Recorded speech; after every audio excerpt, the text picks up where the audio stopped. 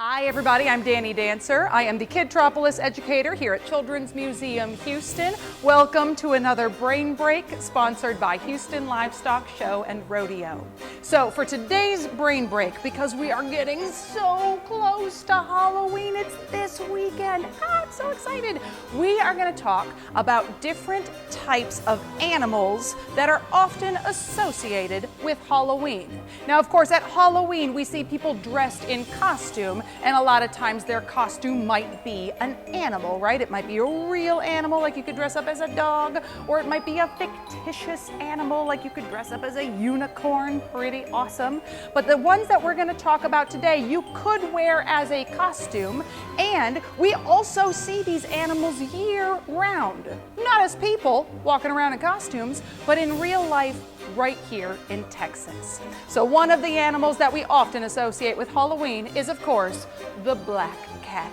The black cat associated with Halloween because we associate them with witches. They are the witches' familiars or companions, if you will. They are thought to maybe be able to sense things around them, or sometimes we think of them as bad luck, like if one of them crosses in front of your path, oh no. And so this is a pretty popular costume. I know my daughter is going to be dressed as a black cat for Halloween this year. But in Texas, in addition to domestic cats or pets, which of course we want to make sure that we care for to the best of our abilities, making sure we're taking care of their wants and needs, we also have cats that you can find in the wild.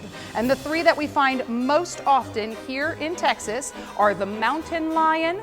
We also have cats that live in the wild here in Texas. And the most common cats here in Texas are the bobcat, the mountain lion, and the ocelot. Look at how cute. Don't pet them, but so cute. Awesome Halloween animal number 2.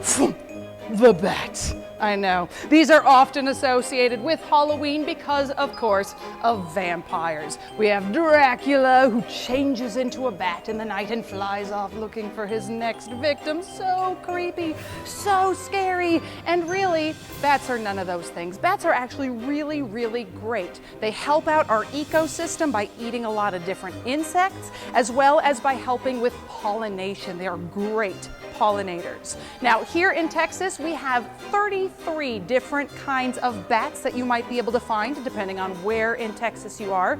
We have our state flying mammal, the Mexican free-tailed bat. Again, so cute. Oh, teeny face. Very cool. And we also have, not so common here in Houston, but in Texas in general, some of our best Halloween sounding bats. We have the hairy-legged vampire bat. Nice. And the ghost-faced bat. Halloween spooky animal number 3, the spider. So in addition to the fact that this is an animal with 8 creepy legs that moves around, and that spider webs might have been used in witch folklore to cast spells, the fact that some of them are poisonous doesn't really help the spider's reputation. So we have a lot of different species of spiders here in Texas, actually almost 900 different species. And some of them sound really cool and Halloween-like. We have, for example, the Carolina wolf spider. We'll come back to that next animal soon. But also we have, of course, things like the black widow spider. People know about that. But one of my favorites is the gray wall jumping spider. Check this guy out. This type of spider does not actually use a web to catch its prey. Instead, it waits until something comes by and then it jumps on them. It's got really, really good eyesight due to its gigantic eyes. Isn't this cute? So cute. Maybe I can't say cute about this one, but you know, some people, he looks fuzzy and adorable. But this is how it catches its prey, which I think is extra cool and creepy. Now, of course, as I mentioned, some spiders can be poisonous, but here in Texas, we only have 2 different types, and that is the brown recluse and the black widow. Speaking of wolves, okay, I know I'm not wearing a wolf costume. This is a fox costume. We didn't actually have a wolf costume, but I will explain why I'm wearing the fox costume in just a moment. So wolves, of course, associated with Halloween because of the fictional, mythical werewolf. The man who, when a full moon comes out, turns into a wolf with unusual strength and speed. Very, very scary, even if not real. Now, in Texas, we used to have two different species of wolves. We had the red wolf and we had the gray wolf.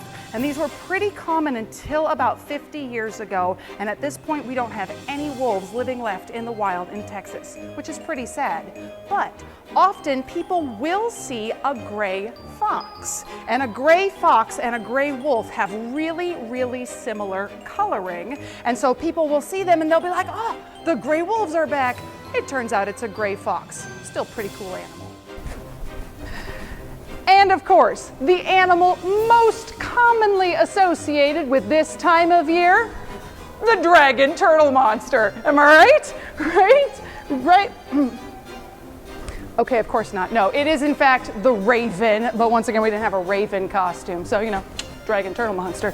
All right, so ravens are large black birds. They sit up high on perches and they look down at everybody like they're listening, like they're judging, like they know everything. So spooky. And of course, the poet Edgar Allan Poe did not do them any favors come Halloween. But here in Texas, we actually have two different species of ravens. And a lot of times people have a difficult time telling ravens and crows apart. We have three species of crows here in Texas. We don't really get ravens down here in Houston. So they are a little bit bigger. And if you see a big black bird sitting somewhere watching, in Houston, chances are it's a crow or more commonly a grackle. That is all the time we have for today's Brain Break. Thank you for joining me to learn about all of these different Halloween animals. And thank you to Houston Livestock Show and Rodeo. And I hope you all have a great Halloween. And hey, if you don't have your costume picked out yet, now is your chance. You can still make that ocelot costume, maybe dress up as that gray jumping spider. Or of course, we don't want to forget about dragon turtle monster, right? Thank you, everybody. I'm Danny here in Kidtropolis. We will see you all soon. Bye.